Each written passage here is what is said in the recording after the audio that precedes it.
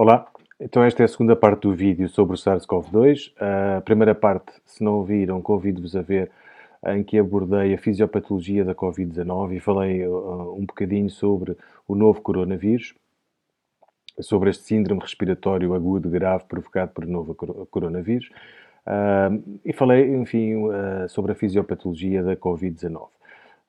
Esta segunda parte, como eu tinha dito, vou andar à volta da medicação, da terapêutica, que está em fase experimental e em fase preliminar, mas que tem traduzido resultados positivos no combate à doença, e também de uma questão que foi levantada há cerca de um mês, uns artigos de opinião que relacionavam o uso de alguma medicação para a hipertensão e o uso de anti-inflamatórios, em que relacionavam com um pior prognóstico e uma evolução mais agressiva da doença Covid-19.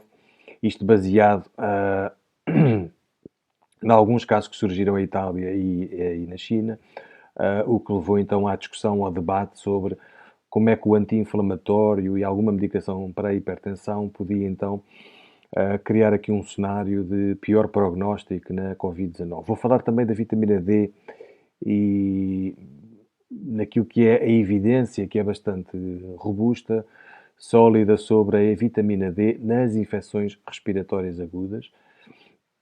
E potencialmente pode ser eventualmente um suplemento benéfico nesta doença Covid-19.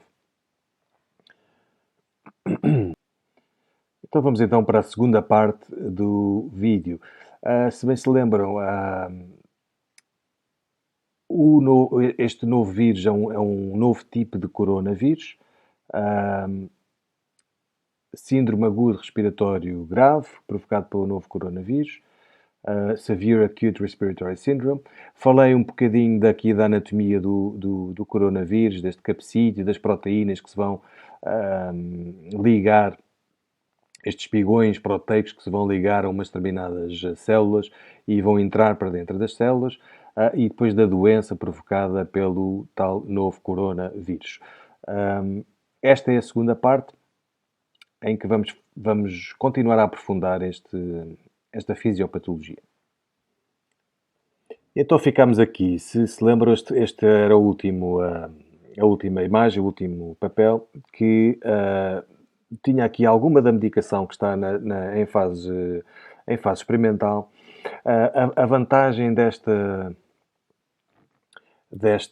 em fase experimental, em fase de estudo, ainda embora preliminares, mas a vantagem desta medicação é que já existe no mercado e, portanto, não tem que passar pelas mesmas etapas de uma terapêutica nova, de um farmacoterapêutico novo, de um fármaco novo, que passa por um processo que é longo, dura anos, até sair finalmente para o mercado. A vantagem desta é que já existe no mercado e estamos a falar de coisas como a cloroquina ou hidroxicloroquina, que está a ter resultados bastante positivos. É uma medicação usada para a malária em doentes reumáticos, com lúpus ou artrite reumatoide, por exemplo.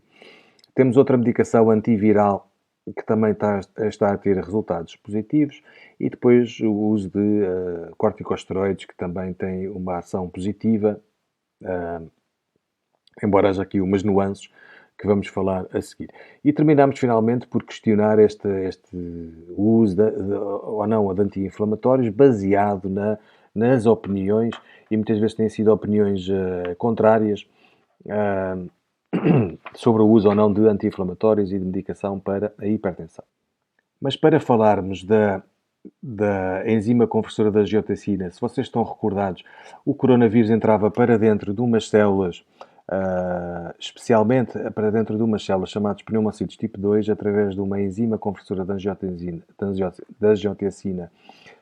2, uma enzima tipo 2 conversora da angiotensina, se estão recordados deste pormenor. Portanto, o que é isto da enzima conversora da angiotensina? Quantos tipos há? O que é a angiotensina? Para percebermos melhor estes mecanismos, então. Então temos que voltar um bocadinho atrás e perceber o que é a angiotensina e qual é o papel da angiotensina. Temos que começar no rim, e o rim vai produzir numa zona especializada do rim, numas células especializadas chamadas justaglomerulares, que estão numa zona do glomérulo do rim, vão produzir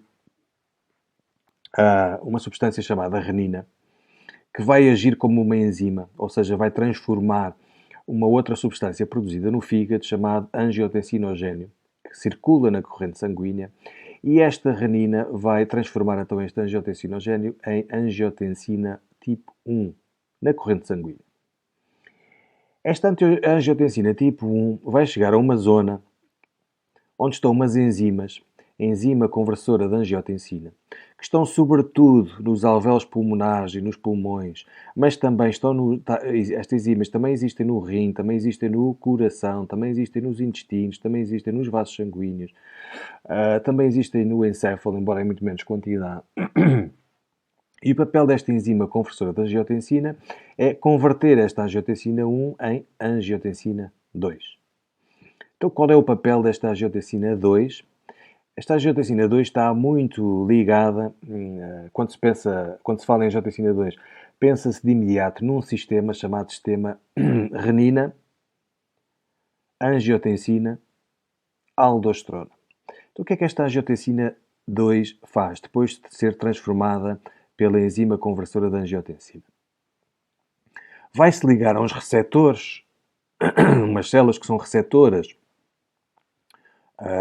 Não são células, são receptores, são umas proteínas receptoras da angiotensina 2 que vão estar em muitas zonas e que vão receber então esta angiotensina 2 e vão ter uma determinada ação dependendo de onde se localiza este receptor. No sistema nervoso central, numa zona chamada hipotálamo, vão estimular o hipotálamo, estes receptores, para o hipotálamo produzir e libertar através da glândula pituitária para a corrente sanguínea uma hormona chamada antidiurética ou também vasopressina, que já vos explico qual é a função desta. A angiotensina 2 também vai estimular uma zona do córtex renal, acima do rim, para libertar para a corrente sanguínea uma hormona chamada aldosterona. E estas duas hormonas vão ter uma importância grande porque vão no rim. Se fizéssemos aqui um corte no rim, íamos ter uma unidade funcional chamada nefron. E estas duas hormonas vão no rim, eu vou simplificar muita coisa, vão ter uns receptores no rim que vão fazer com que o rim retenha mais sódio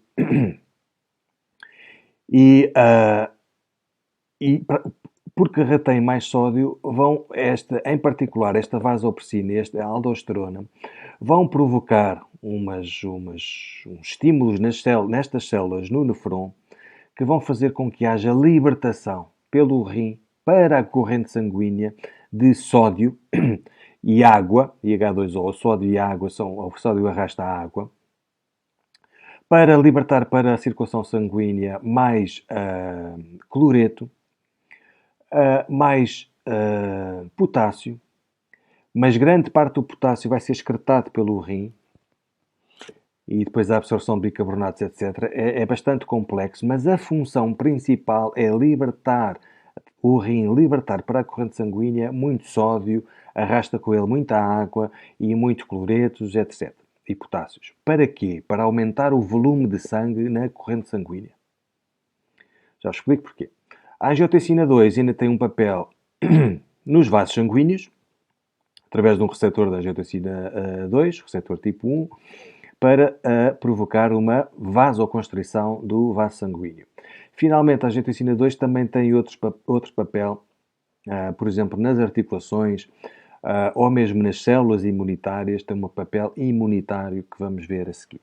Então, para que é que servem estas duas hormonas e esta ação de vasoconstrição, o rim libertar mais água e mais sódio, etc. Para que é que serve? Serve na regulação da pressão arterial. Se tivermos uma queda, uma hipotensão, temos um mecanismo que não é o único. Temos mecanismos do sistema nervoso central pelo sistema nervoso autónomo que também aumentam, juntamente com este sistema, a pressão arterial. Portanto, o sistema nervoso autónomo atua muito no miocárdio e atua muito nos vasos sanguíneos. Mas no rim é sobretudo este sistema renina-angiotensina-aldosterona.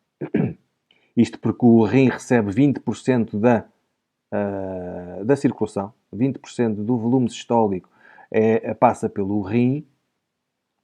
Vamos dizer que o volume sistólico é à volta de 5 litros por minuto e, portanto, 1 litro por minuto passa pelo rim e, portanto, estes sistemas vão controlar a pressão arterial, aumentando ou diminuindo a pressão arterial, consoante o volume que passa na corrente sanguínea. Aqui só me estou a referir a este sistema, não estou a referir ao sistema nervoso autónomo. Sempre que baixa a pressão arterial, temos então mecanismos que aumentam a pressão arterial, porque temos de ter uma pressão arterial que é ótima, que em teoria anda à volta dos 120 a 80 milímetros por mercúrio. Então o que é a pressão arterial? A pressão arterial é igual ao débito cardíaco vezes a resistência periférica dos vasos, resistência periférica total.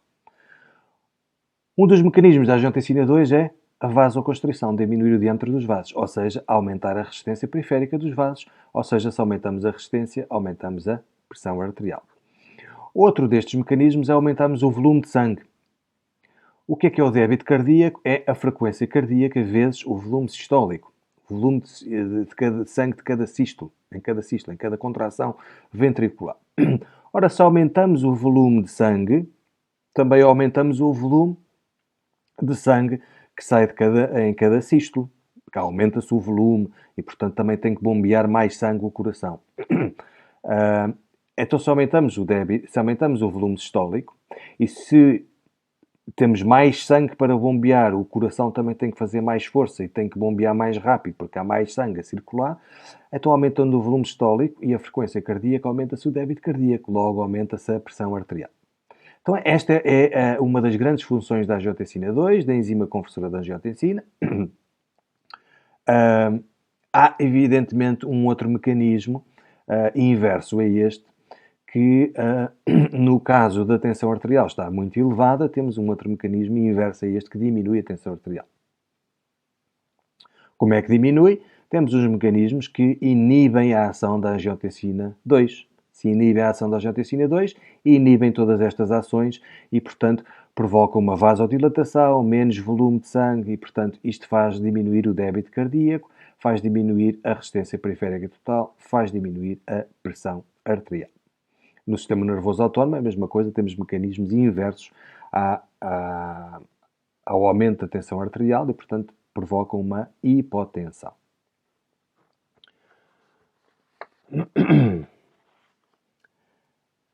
Neste contexto que eu estou a dizer, temos que perceber que então existem duas enzimas conversoras de angiotensina.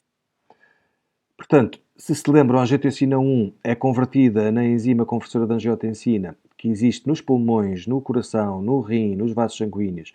Em todos estes órgãos existe esta enzima. O que é que esta enzima faz? Recebe a angiotensina 1 e converte-a em angiotensina 2. Tá? Recebe a angiotensina 1 e converte em angiotensina 2 com aquele propósito que eu vos referi. Mas nestes mesmos órgãos e nestes mesmos tecidos temos também uma enzima conversora de angiotensina tipo 2, não é tipo 1. Não confundam com a enzima conversora de angiotensina tipo 2.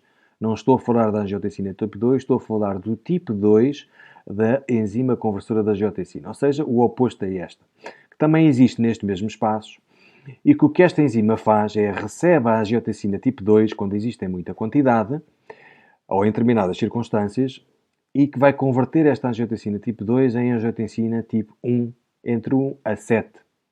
O que é que esta angiotensina de 1 a 7 vai fazer? Vai fazer o oposto desta. Ou seja, vai provocar, por exemplo, nos vasos sanguíneos uma vasodilatação. Ou vai inibir as ações vai fazer o inverso da angiotensina 2. Ou seja, menos libertação de aldosterona, menos libertação de hormona antidiurética, menos volume de sangue, menos débito cardíaco, menos pressão arterial, vasodilatação, menos resistência periférica, menos pressão arterial. Portanto, esta enzima é muito importante na modulação destas atividades e na inibição da angiotensina 2, convertendo-a noutros tipos. E se vocês se lembram da primeira parte, era através desta enzima 2 que entrava o coronavírus. Tinha aqui uma porta, um receptor que encaixava com uma daquelas proteínas do coronavírus. Então, esta angiotensina 2 e as enzimas conversoras da angiotensina, a tipo 1 e a tipo 2, a sua função é muito mais vasta do que esta relacionada com a tensão arterial. Tem muitas outras funções e é isso que vamos falar a seguir, porque isto vai ser importante para perceberem depois a patologia e a fisiopatologia. Então, a angiotensina tipo 2, para além da regulação da pressão arterial, é um potente mediador pró-inflamatório. Vocês sabem que a inflamação tem duas fases, uma fase pró-inflamatória, com libertação de muitas substâncias pró-inflamatórias, substâncias imunitárias, e tem uma fase anti-inflamatória, que é, no fundo, a diminuição desta resposta imunitária, diminuição da produção de substâncias imunitárias. Como é que é um mediador pró-inflamatório? Porque tem uns receptores da angiotensina tipo 1, existem estes receptores não só naqueles órgãos que eu disse, mas também em células que são imunitárias, em células leucocitárias ou em células dos chamados glóbulos brancos, como macrófagos, como monócitos.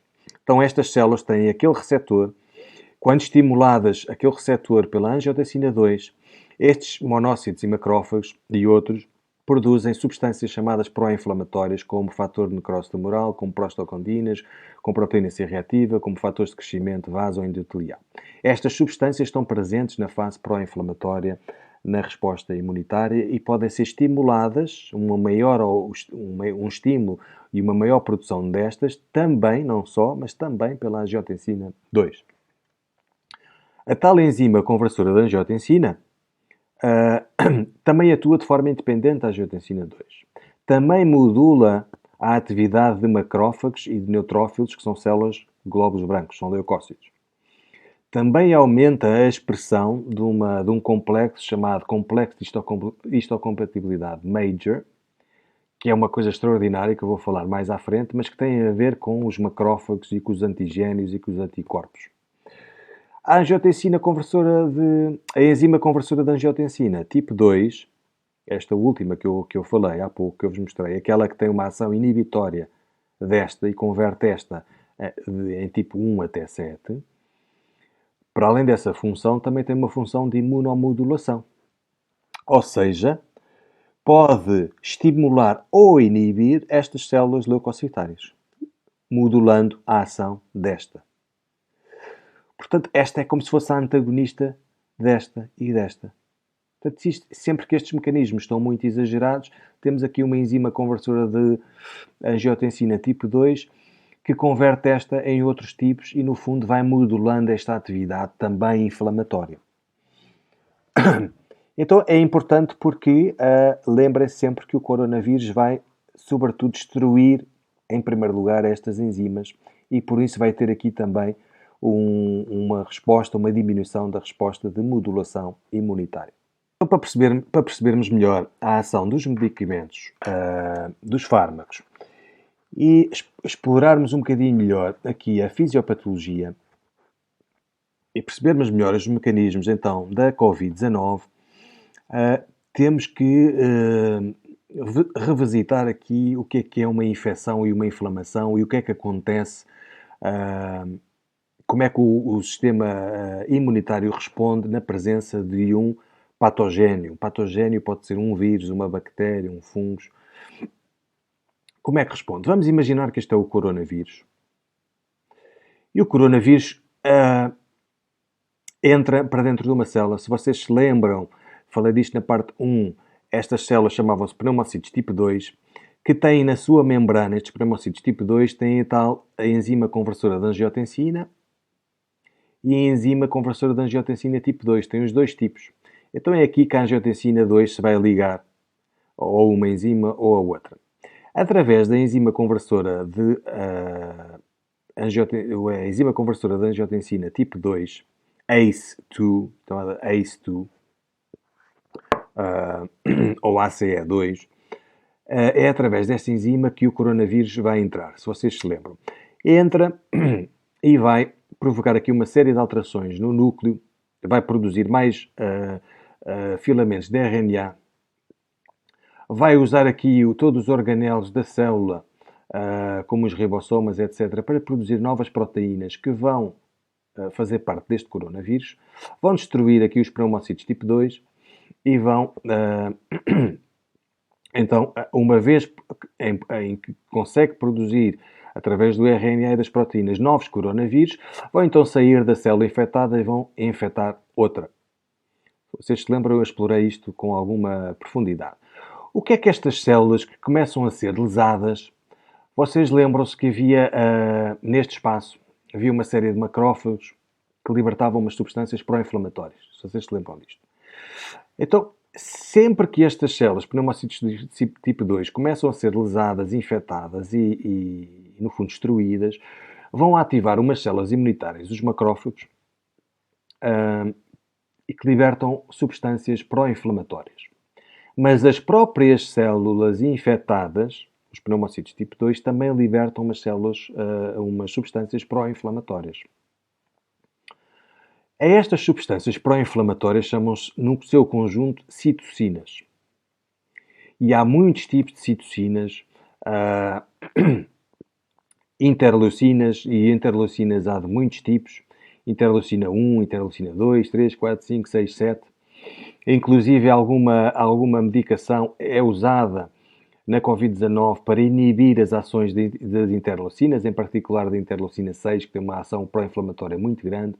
A interleucina 1 é importante porque sinaliza outros macrófagos e outros leucócitos na região para vir ajudar no combate ao vírus. Mas liberta umas substâncias importantes que faz parte das citocinas chamadas pirogénios, como a interleucina 7 e 8, que vão estimular o hipotálamo, há uma zona do hipotálamo que é uma termorreguladora e que vão libertar a estimulação destes receptores, vão fazer com que haja a libertação de umas substâncias chamadas prostaglandinas, e estas prostaglandinas vão fazer com que haja um aumento do estímulo do termorregulador para aumentar a temperatura, uma temperatura superior a 37 graus. Ou seja, passamos a ter febre. Isto vai ser muito importante na resposta do sistema imunitário e eu já vos explico porquê. Por outro lado, vai produzir umas substâncias que faz parte das citocinas, também estas substâncias infectadas, também alguns macrófagos e fibroblastos que estão na zona, que funcionam como células imunitárias, vão produzir umas outras citocinas chamadas interferons. E estes interferons, também há vários tipos, 1, 2, 3, têm um papel importantíssimo nesta inflamação.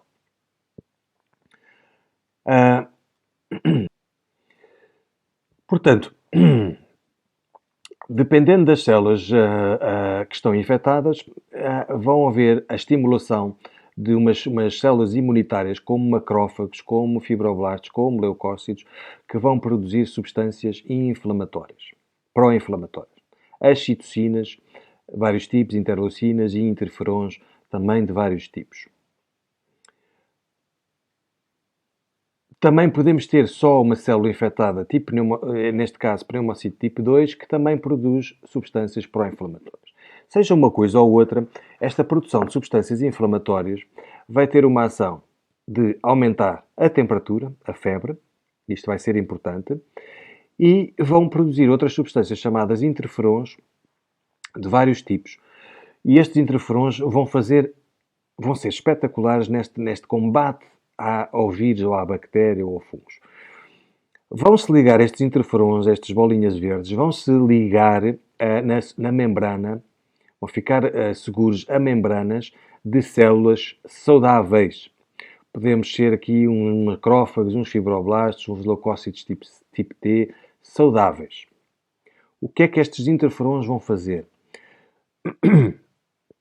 Vão libertar para dentro da célula e para fora da célula umas enzimas chamadas antivirais, umas enzimas que vão combater os vírus.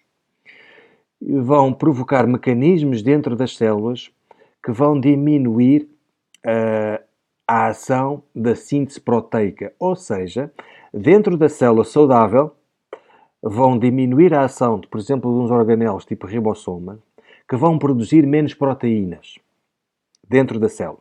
Porquê é que isto é importante? Porque uma das coisas que o coronavírus faz é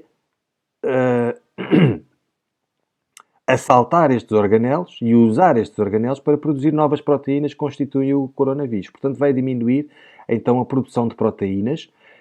No caso do coronavírus entrar para dentro desta célula, por exemplo, vai encontrar uma série de enzimas antivirais e, mesmo que queira usar aqui esta maquinaria toda, vai conseguir usar menos e produzir menos proteínas, porque vão haver umas enzimas já cá dentro que vão inibir a produção de novas proteínas.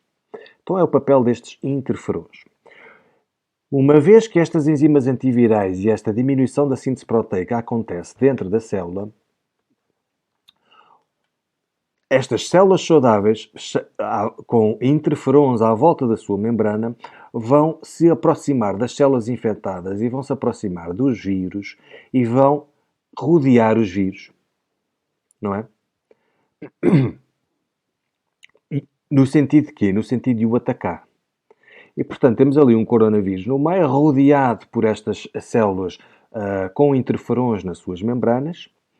E os interferons, lembram-se que libertam as tais enzimas antivirais. As enzimas antivirais vão atacar o coronavírus. Mesmo que este coronavírus consiga infectar estas células, consiga entrar para dentro destas células, isto é um mecanismo muito complexo porque nem todas as células são permeáveis e receptoras e, portanto, a forma de entrada dos vírus nas células também depende da característica das células. Se são permeáveis e se são receptivas. É uma área muito gira, mas que nunca mais saímos daqui. Eventualmente, se calhar, faço outro vídeo sobre isso. E, portanto, estes interferons libertam, então, as enzimas antivirais para atacar o vírus e, ao mesmo tempo, mesmo que os vírus consigam entrar, como tem uma diminuição da síntese proteica, faz com que o vírus tenha muito mais dificuldade em se replicar ou não se replica de tudo, porque não tem tal capacidade, então, a célula de produzir novas proteínas. Okay? Isto é o básico de uma inflamação.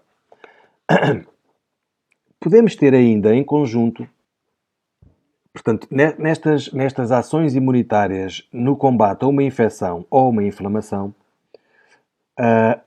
ainda podemos ter outras ações simultâneas.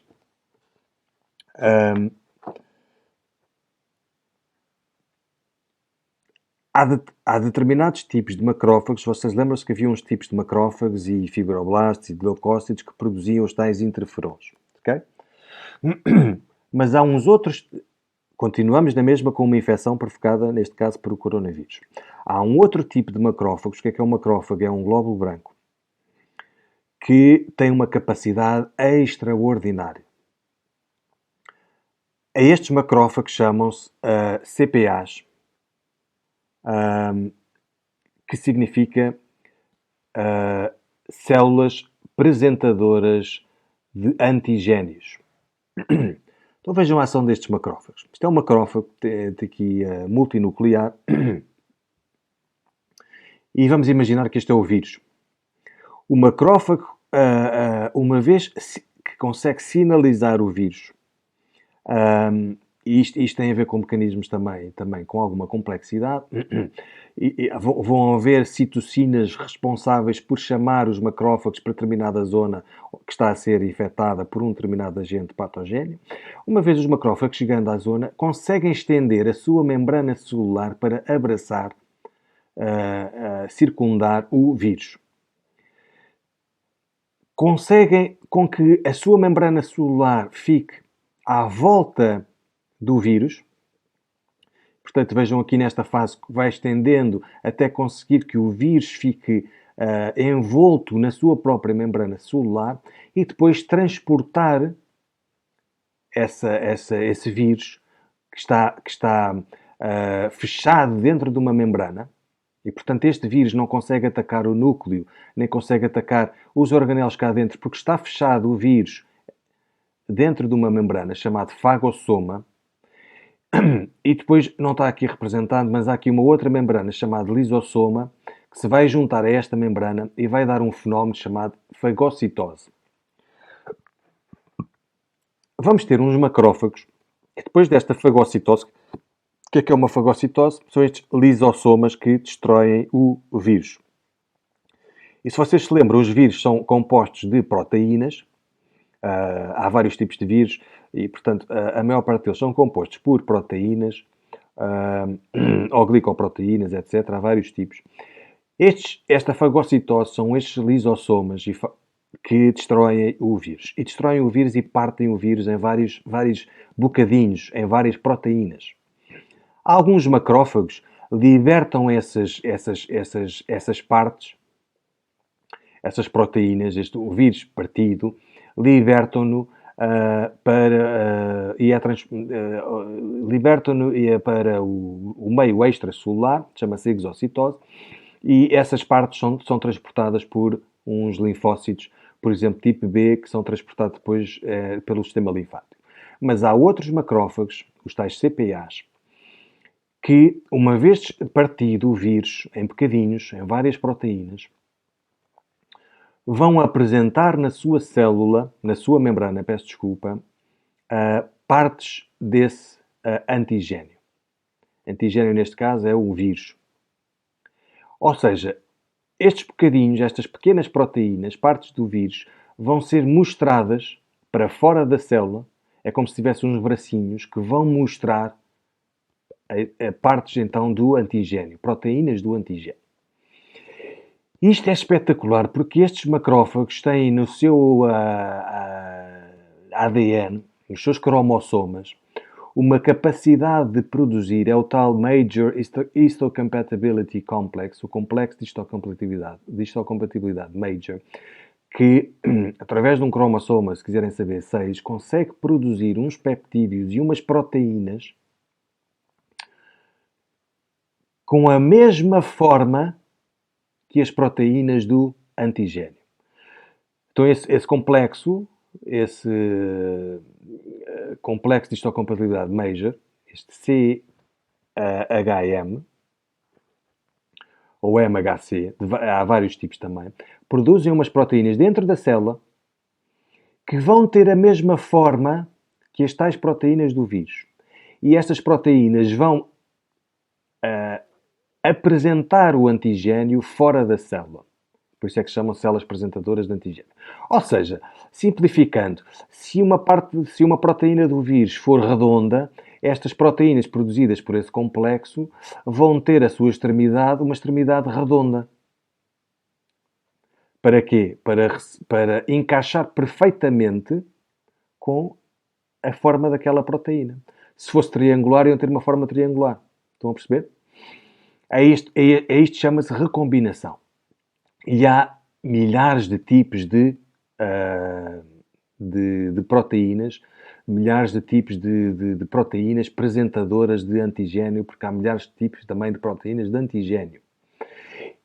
Então isto faz parte de uma resposta imunitária e a ação então destes macrófagos. Quando o vírus ou a bactéria ou o fungo não é novo, como eu dizia, isto produz aos milhares, vários milhares de tipos destas proteínas e, portanto, o corpo naturalmente já, ao longo da nossa vida, já produziu as tais proteínas específicas neste processo de recombinação e, portanto, reconhece muito mais facilmente e apresenta muito mais facilmente nas suas membranas este tipo de proteínas num determinado antigênio que já existe no nosso corpo e que já é reconhecível. Quando o antigênio não é reconhecível, como o caso do coronavírus, este processo de produção de proteínas demora muito mais tempo. Pode demorar dias, pode demorar semanas, pode demorar meses. Ok?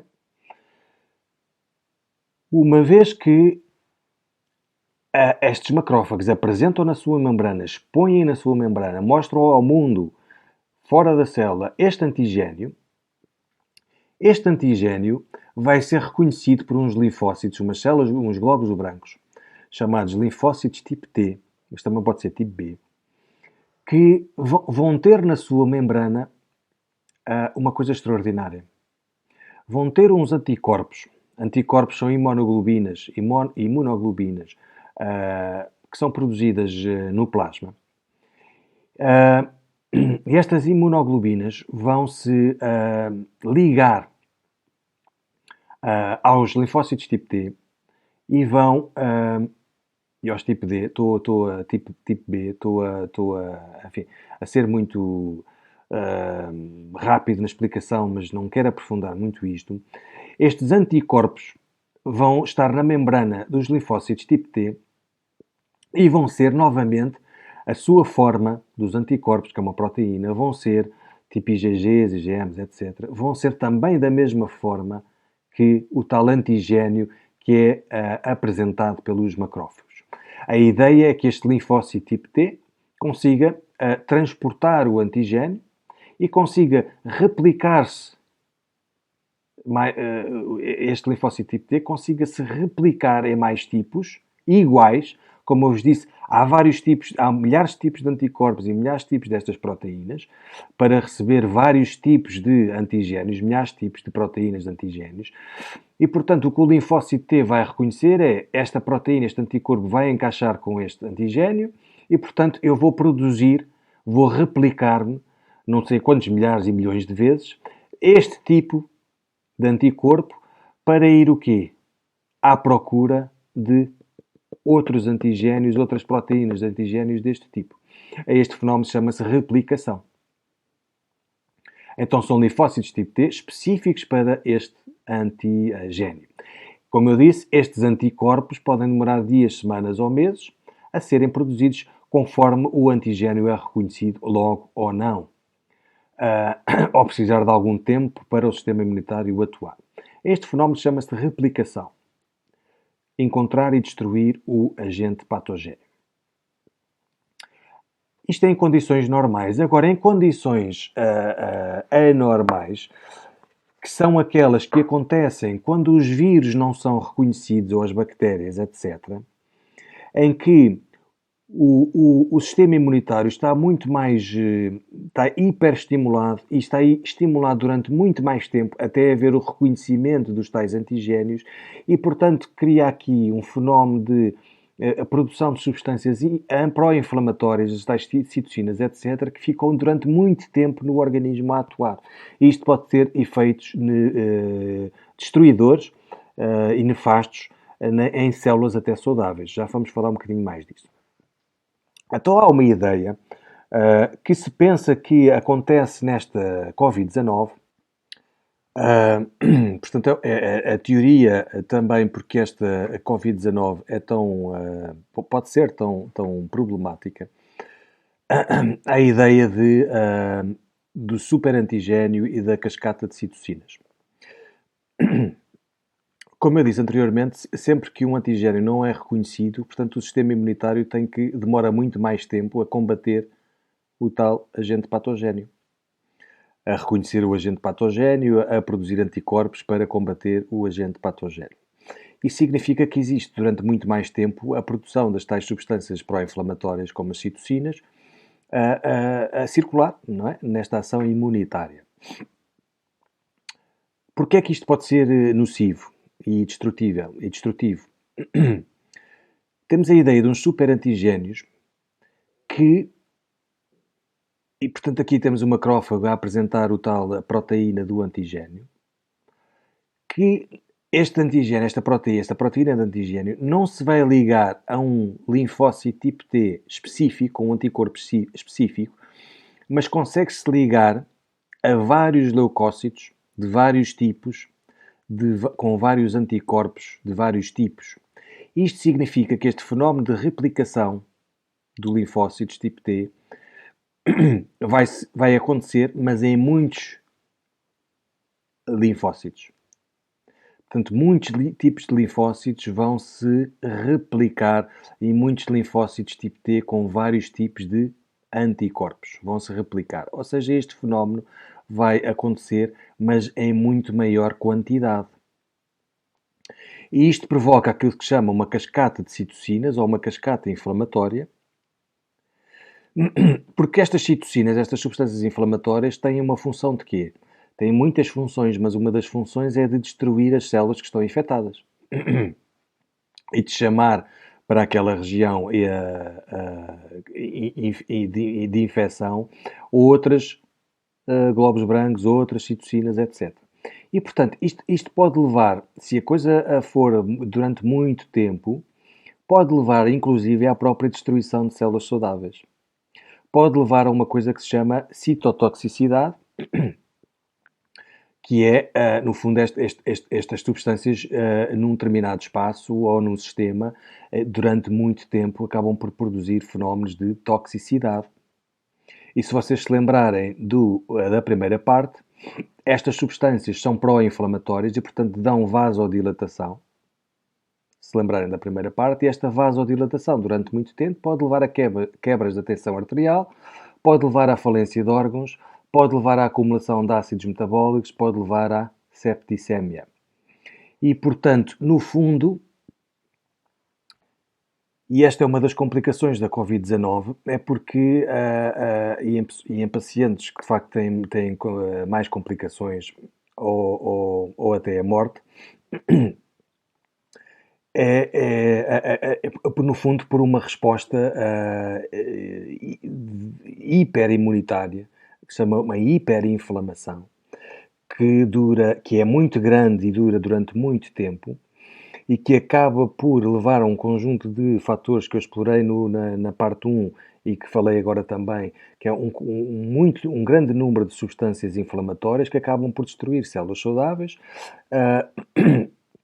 fazem com que haja muita dilatação dos vasos e, portanto, também muito sangue a sair e muita acumulação de líquido, no fundo, e de edema, que pode eventualmente provocar pneumonia e encher os pulmões com líquido e, portanto, diminuir a troca de gases e o paciente pode inclusive morrer, e por isso é que precisa de ser, alguns pacientes precisam de ser ventilados.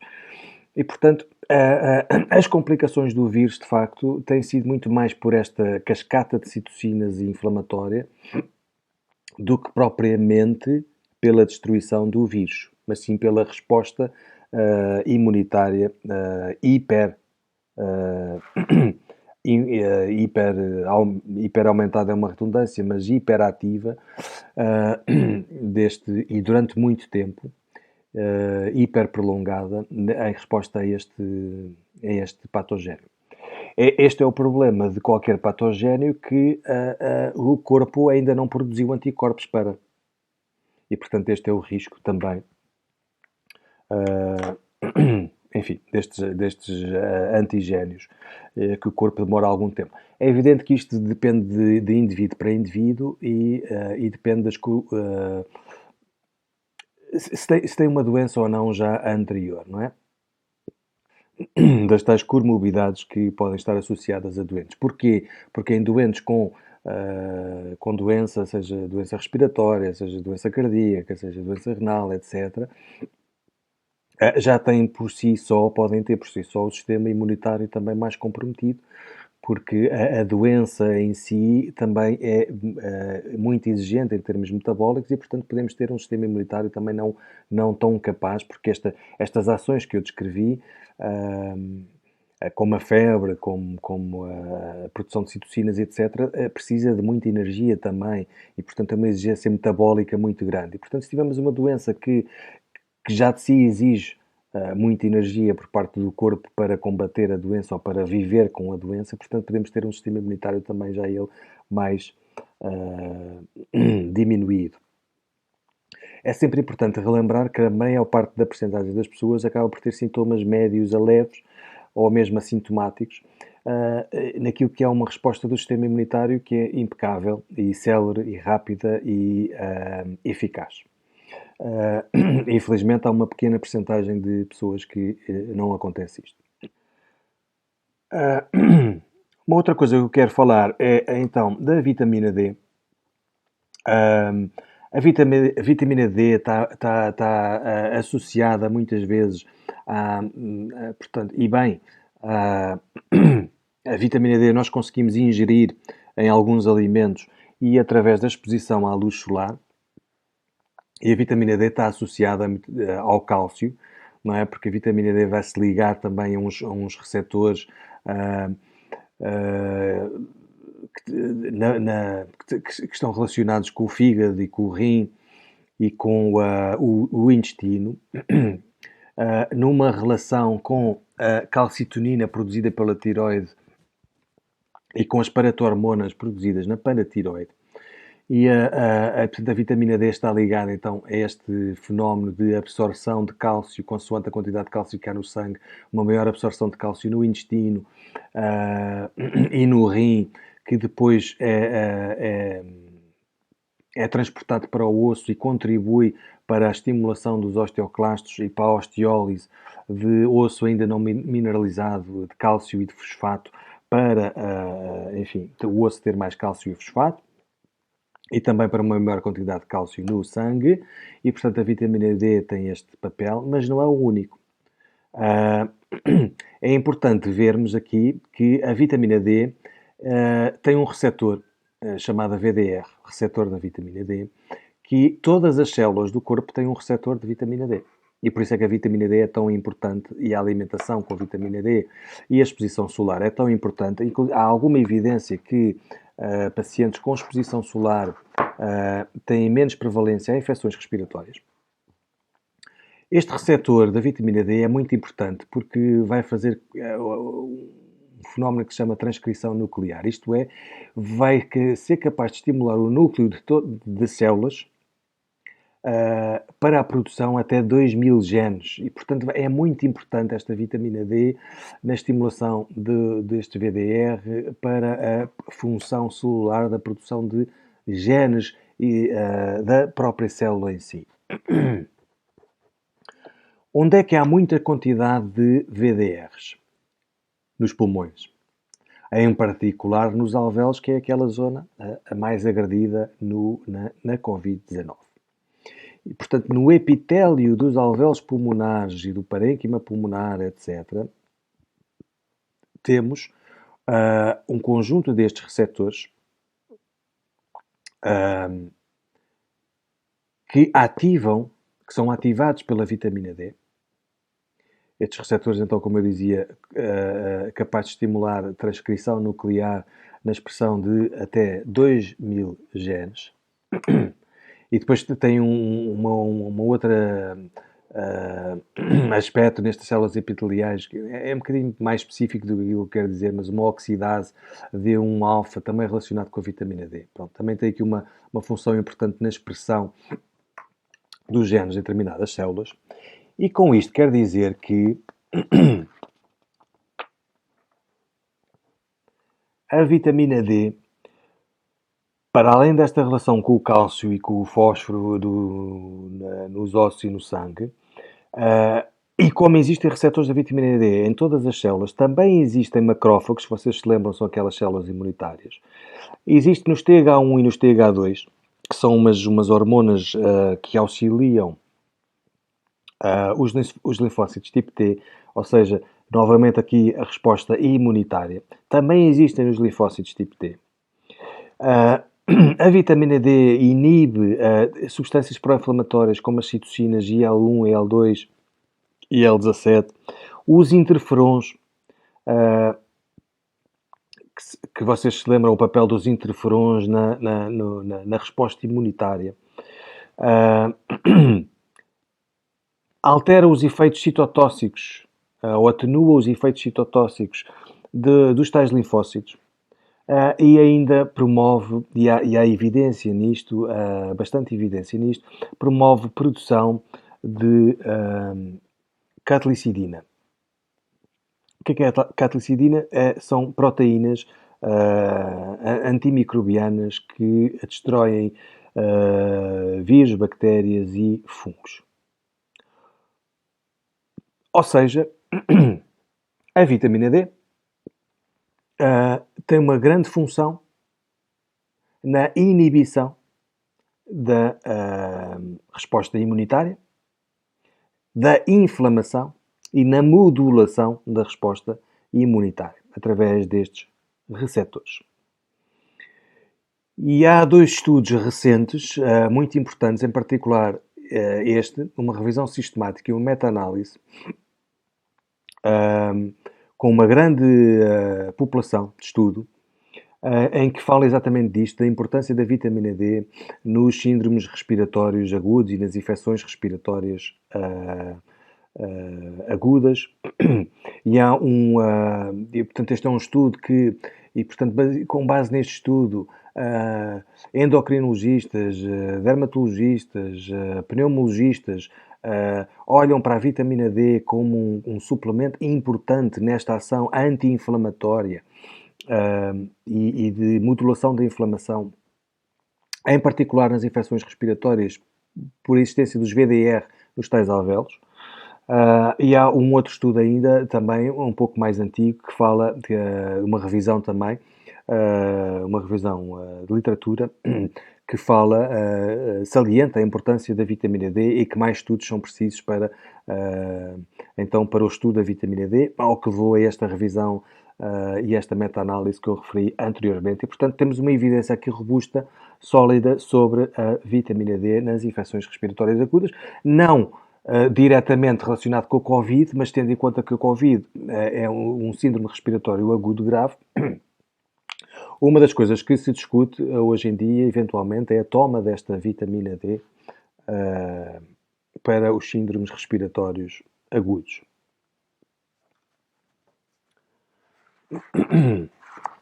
Então vamos à medicação. Aquela medicação que está agora está em fase de estudo preliminar, mas que tem produzido resultados bastante positivos. A cloroquina e a hidroxicloroquina, aqui o Trump, eu tenho visto todos os dias as comunicações da Casa Branca e do Trump e da Task Force da Covid-19. Enfim, todos os dias o Trump dá saltos no pódio com esta hidroxicloroquina. E isto porque é uma medicação já existente no mercado, é uma medicação que não tem que passar por aquelas fases experimentais todas e, portanto, anos e anos e anos em estudo e que tem produzido alguns resultados. Eu já vi casos em que pessoas que até faleceram, pensa-se, com toxicidade, ou pessoas que não precisavam de tomar este medicamento e que morreram pela toxicidade deste, e já vi casos em que tiveram melhorias bastante acentuadas, com pessoas doentes com Covid-19, melhorias bastante acentuadas com esta toma. Há pessoas que não têm a doença Covid-19 e começam a tomar isto, tendo em conta que isto pode ser bastante tóxico. A cloroquina mais tóxica do que esta forma hidroxi, que é menos tóxica, mas li uns casos de pessoas que morreram por efeitos tóxicos desta. São fármacos usados para artrite reumatoide, lúpus, malária. Há outros antivirais que também estão em estudo, em fase de estudo, ainda experimental, mas que estão a ter efeitos positivos também. No fundo, o que é que estes antivirais e estes antimalária e doenças reumáticas fazem?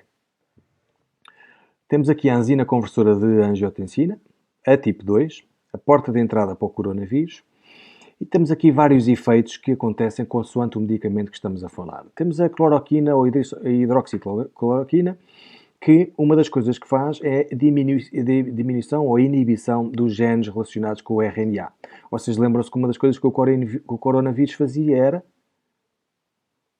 atuava aqui no núcleo para a produção de novos RNAs que fazem parte da sua constituição.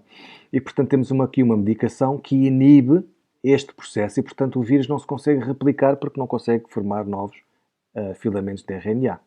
Temos medicamentos antivirais que inibem ou tapam, bloqueiam a entrada da enzima conversora de angiotensina tipo 2 e, portanto, o vírus não consegue entrar, ou uma vez que entra, não consegue passar daqui. Temos uma outra ação que é a diminuição da proteases, ou seja, não consegue produzir novas proteínas que fazem parte da sua constituição. E, portanto, esta medicação já existente no mercado está a ter resultados bastante positivos e que prometem, embora ainda, como disse, numa fase preliminar. Ah, então vamos aqui então à grande questão, esta dos anti-inflamatórios e da medicação para a hipertensão. Ah, anti-inflamatórios como o ibuprofeno ou os corticosteroides, ah, medicações para a hipertensão como antagonistas dos receptores da angiotensina 2 ou inibidores da enzima conversora de angiotensina a tipo 1. Portanto, os agonistas dos receptores, estes receptores lembram-se, era o receptor da angiotensina tipo 2, se lembram logo na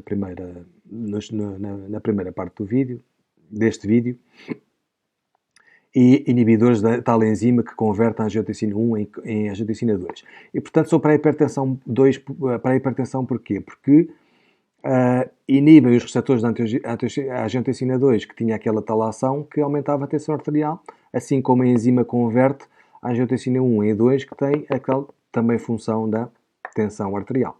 E, portanto, temos aqui alguma da medicação mais comum usada para a hipertensão e que levou, então, alguns autores, investigadores,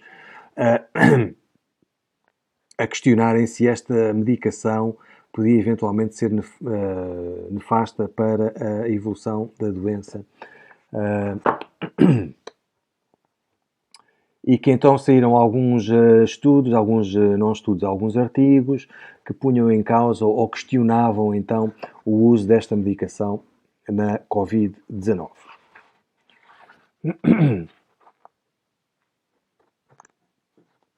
Então, hipoteticamente, qual seria esta relação eventualmente negativa no uso desta medicação? Bom, vamos começar pelos anti-inflamatórios.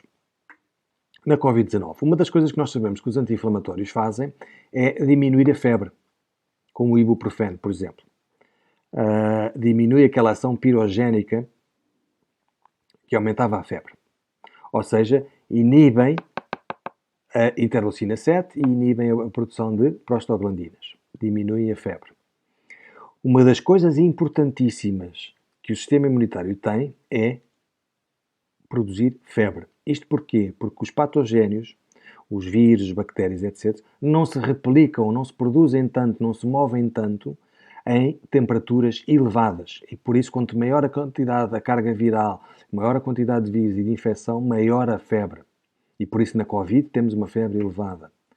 E porquê? A febre faz com que haja menos replicação dos vírus, bactérias, etc. Não gostam de temperaturas altas.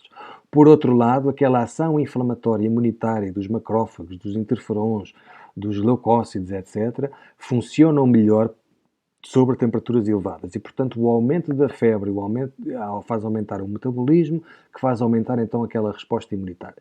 Inibir a febre pode ser contraproducente, a não ser que a febre seja muito elevada e que possa ser também ela nefasta. O anti-inflamatório, o ibuprofeno em particular, inibe uma coisa chamada COX-2. E COX-1, mas em particular, sobretudo a COX-2. Sem entrar em grande pormenor, naquela fase inflamatória temos uns mastócidos e as membranas das células que estão a ser agredidas vão produzir,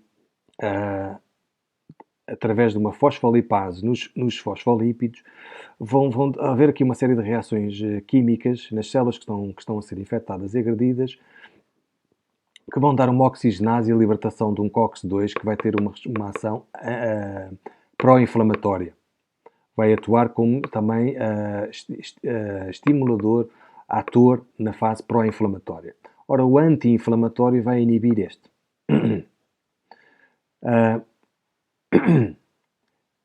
Alguns anti-inflamatórios diminuem a atividade da angiotensina 2 e da enzima conversora da angiotensina 1. Porquê é que diminuem a atividade? Vocês se lembram, a angiotensina 2 e a enzima conversora da angiotensina têm uma ação quê? Uma ação também imunitária, imunomoduladora, estimulam macrófagos, estimulam interleucinas, etc. E, portanto, diminui esta atividade inflamatória. Pensa-se que, ao diminuir esta atividade da enzima conversora da angiotensina e a angiotensina 2, pensa-se que o facto disto acontecer pode aumentar a expressão, pode aumentar a quantidade, o aumento da angina conversora de angiotensina da tipo 2, daquela porta de entrada do coronavírus. Quando diminui esta, as células podem de repente quererem produzir mais ou ativar mais enzimas conversoras de angiotensina tipo 2, o oposto destas, porque estas estão a ser inibidas. Isto leva à teoria que então passam a existir, hipoteticamente, mais portas de entradas para o vírus e isto pode ser problemático. É uma questão. Não há evidência ainda que suporte esta. É hipotético. O anti-inflamatório também diminui os interferons, em particular o 1, que tem uma ação anti-inflamatória. Okay? Portanto, no fundo, a inibição dos receptores de angiotensina, a inibição da enzima conversora da angiotensina e todos estes receptores nas células fazem com que haja uma imunossupressão pelos anti-inflamatórios. E há estudos, que vos estou a mostrar, que falam nesta relação difícil entre se devemos ou não imunossuprimir, baixar a ação do sistema imunitário numa doença deste estilo, porque se por um lado uma hiperinflamação prolongada pode destruir células saudáveis e pode levar à cascata de citocinas e levar inclusive à morte e a complicações, por outro lado, suprimir, inibir a imunidade, diminuir a imunidade, pode criar complicações, porque passa o agente viral, neste caso o vírus, a enfrentar um menor combate pelo sistema imunitário. E também se temos um sistema imunitário menos preparado e menos combativo, também pode ser detrimental na evolução da doença. E, portanto, este estudo fala exatamente sobre isto.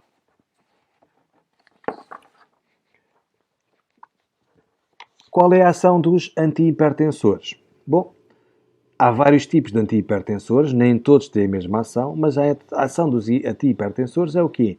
Inibir os receptores da angiotensina 2, receptor tipo 1, inibir a enzima conversora da angiotensina, que é aquela que vai converter a angiotensina 1 em 2, e que, se vocês se lembram, envolvidos na elevação da tensão arterial, e portanto já temos a tensão arterial alta, temos uma medicação para a hipertensão que vai inibir estas enzimas e estes receptores. No rim, nos vasos sanguíneos, no coração, etc. Nem todos os hipertensores fazem isto. Há antihipertensores que atuam ao nível dos canais de cálcio, porque o cálcio é importante também na vasoconstrição, é importante também na contração do miocárdio, e portanto nem todos os hipertensores atuam da mesma maneira. Aqueles que atuam como inibidores da enzima conversora de angiotensina e destes receptores tipo 1, a questão colocava-se se o facto de inibir estes. Portanto, temos aqui uma enzima conversora de angiotensina que está a ser bloqueada por esta medicação. O que a célula pode fazer é, bom, eu tenho estas enzimas na minha membrana. Parte destas enzimas estão a ser inibidas por um fármaco. Então vou aumentar a expressão de outras enzimas, vou produzir outras. Quais são as outras que não estão a ser inibidas? São as enzimas conversoras de angiotensina tipo 2, aquelas que são a porta de entrada do vírus. Vou aumentar a expressão destas porque as outras eu não consigo serem estimuladas. Então, se calhar há aqui alguma coisa que não está a correr bem, eu não tenho enzimas suficientes na minha membrana para serem estimuladas, vou começar a produzir mais enzimas. E vai produzir aquelas que não estão a ser bloqueadas, as tais 2. Isto é uma hipótese. Isto o que faria, hipoteticamente, era aumentar as portas de entrada, o número de portas de entradas do coronavírus. Então há esta ideia hipotética se será assim. Isto levou, e há estudos que falam sobre isto, ou artigos de opinião que põem estas questões, que levou inclusivamente a OMS a pronunciar-se numa primeira fase.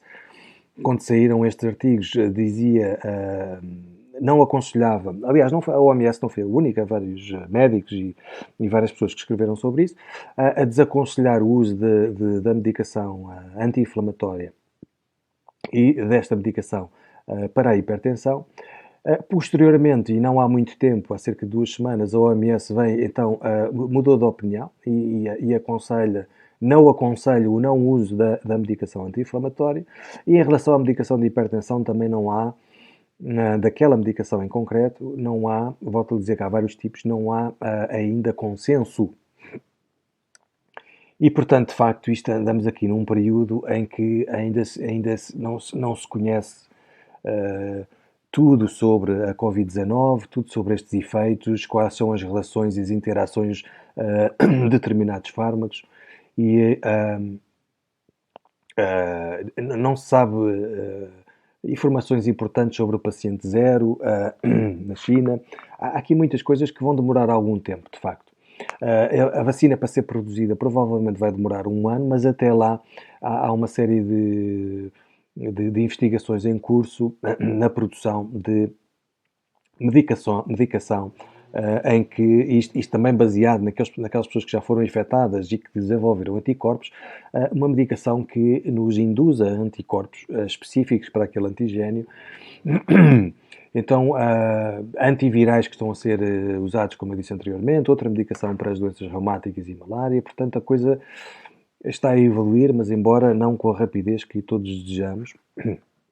E, portanto, esta medicação, por exemplo, de anticorpos, é importante naquele paciente que já está infectado, a vacina é importante para o paciente não infectado e para diminuir a possibilidade desse paciente vacinado ser infectado.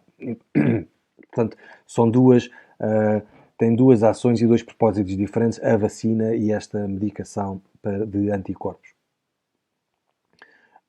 E pronto, e não há consenso nestas matérias que eu descrevi. Eu acho que a única forma quem tiver o azar de ser infectado ou quem tiver nas populações de risco, mais do que fazer pesquisa por ele próprio, e é aconselhar-se com os médicos e com as entidades competentes, porque estas são as únicas fontes de informação que é fidedigna, mesmo que seja variável, mesmo que, e isto é natural que aconteça, que as opiniões se mudem e que uma semana se pensa de uma maneira, outra semana já se pensa um bocadinho diferente. É perfeitamente normal quando se está perante uma situação nova e a evolução normal da ciência. E, portanto, a melhor forma, mais do que automedicar, mais do que ouvir vídeos no YouTube, é seguirmos aquilo que são as diretrizes das entidades responsáveis, como a Organização Mundial de Saúde, como a Direção-Geral de Saúde, como a Sociedade Portuguesa de Pneumologia, como a informação que os nossos médicos nos transmitem, porque isto também, infelizmente, tenho visto que alguns profissionais de saúde, em particular das áreas das TNC,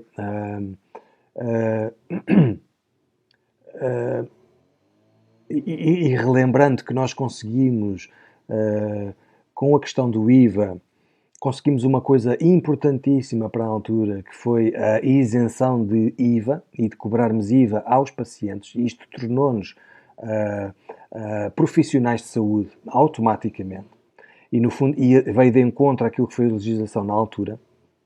Isto foi uma batalha importantíssima, uma conquista importantíssima, e todos os TNC, enquanto profissionais de saúde e isentos de IVA, também temos esta obrigação de melhor informar os pacientes, informar os pacientes baseado naquilo que tem sido, que é a evidência, não é? E, portanto, temos também esta responsabilidade de informar os nossos pacientes e de nos informar e de aconselhar através de fontes de informação fidedigna. Por isso também incluí neste vídeo a questão da vitamina D, porque há muitos médicos e muitas áreas de investigação de várias especialidades médicas que falam da vitamina D e porque têm estudos científicos sólidos que falam da vantagem da vitamina D para as infecções respiratórias. Tudo o resto é meramente educativo, meramente informativo e que, como é óbvio, não dispensa o contacto ou a opinião das pessoas responsáveis, como os médicos. Eu volto a relembrar que não sou médico, sou osteopata e espero que tenham gostado. Este vídeo foi um pouco mais longo, e até breve. Estou a pensar em fazer outros vídeos não relacionados com o coronavírus, mas com mecanismos, outras áreas da fisiologia, da neurologia, etc. Ah, Até breve e espero que tenham gostado.